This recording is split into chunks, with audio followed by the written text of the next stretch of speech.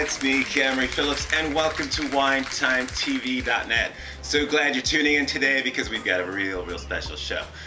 Today we are interviewing a very talented and lovely woman who is all about wine, and I'm very psyched to bring her to you.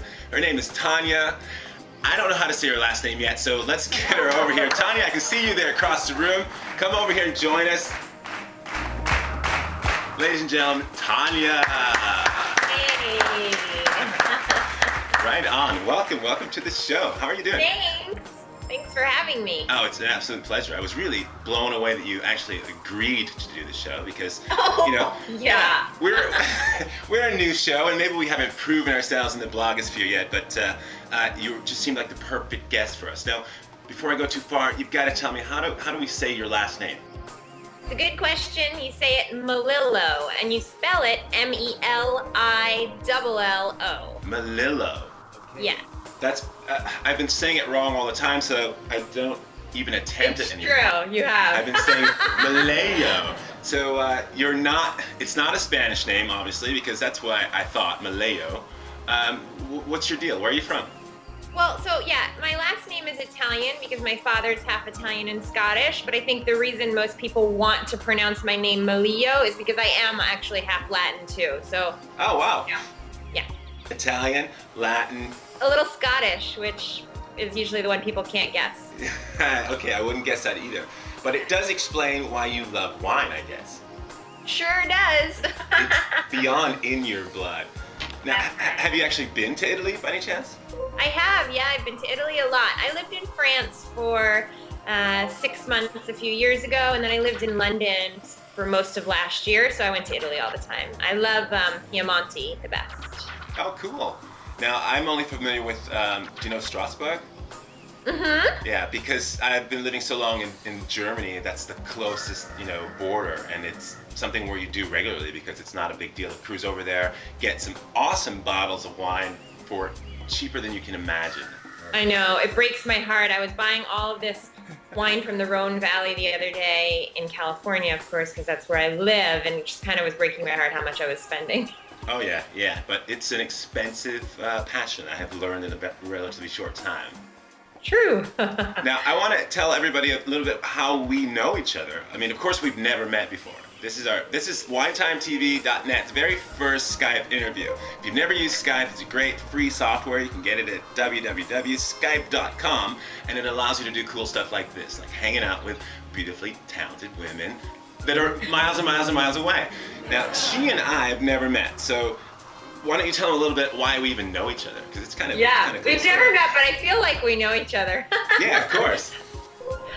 We know each other because we both applied for the Murphy-Goode lifestyle correspondent position. Yeah. And we were both top 50 finalists, and then Camry was a top 10 finalist. And that's how we met. Funny story about that, I actually met Hardy Wallace, who got the job, the really good job. I met him for a drink in Healdsburg last week. No way. Yeah. Cool. It was awesome. How's Hardy doing? He's great. I mean, honestly, you couldn't really meet a nicer guy, could you? No, and after meeting him, of course, I was like, yeah, of course he should get this gig. So I was happy about it in that sense, I'm glad it wasn't somebody that just couldn't stand or something like that. Totally. Yeah, when I met him, I just thought, okay, they gave the job to the right person. Yeah. You can't not be thrilled for him. Yeah, right on.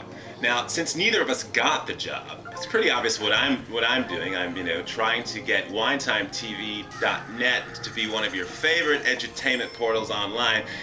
I know that you're up to some really funky stuff too, young lady. So, I know how you met me. I should say they know how you met me.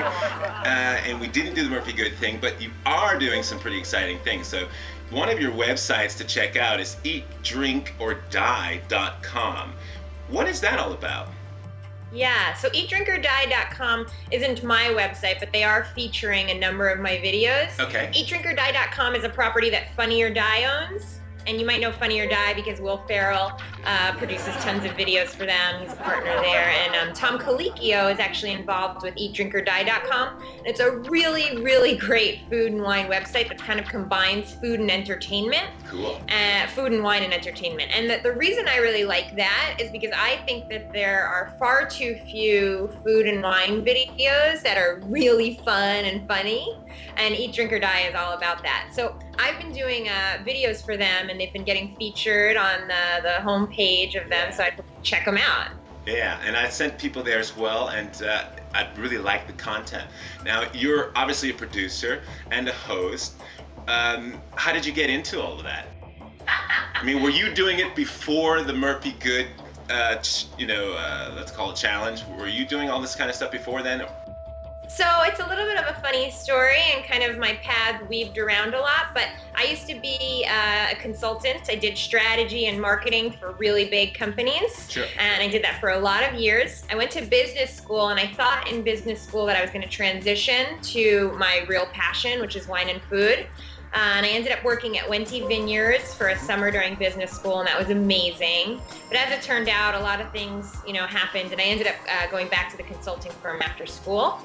And then I got this really amazing opportunity to co-host a cooking show with Rocco DiSpirito, who's, a big celebrity chef, and that was just amazing. And something that I had known for a long time, really, kind of deep down somewhere, really clicked that day. Sure. And I realized this is what I'm supposed to be doing. I'm supposed to be doing something in the intersection of food, wine, and media. So I did those videos, and that was really fun, and you can see the products on TanyaMelillo.com. and then kind of I went and traveled for a while. I was in London. I was actually in Nigeria doing work, and kind of when I got back to San Francisco, I just realized I really need to start doing this food and wine stuff full time. Sure. And then the murphy-goode thing came, and since then it's almost like all these things have been happening in my life, I don't know, for a reason. They've just literally been bumping in my path such that there is no other path now. This is the one. That's great. I mean, that's really brilliant. For one, have pretty much embraced wine in terms of social media just since being involved with the murphy-goode thing. I've just been doing so many other types of media and hosting and entertainment type things, which I still do and adore. But I found myself in this wine blogosphere by that particular accident. So I'm going to stick around for a while and see where it takes me as well. It's a nice place to be, Absolutely. And I mean, I think a lot of people, for some reason, this murphy-goode experience enabled a number of people to really start doing what they love and to check out something new. So yeah, so that's cool. Very thankful. Mm-hmm. Okay, one short break. Do you need anything?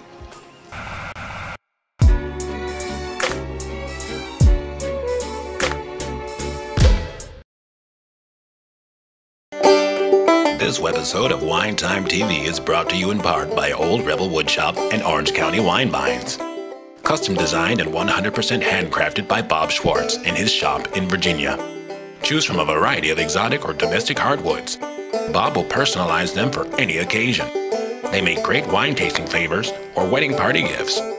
Quantity discounts and wholesale pricing is always available. www.oldrebelwoodshop.com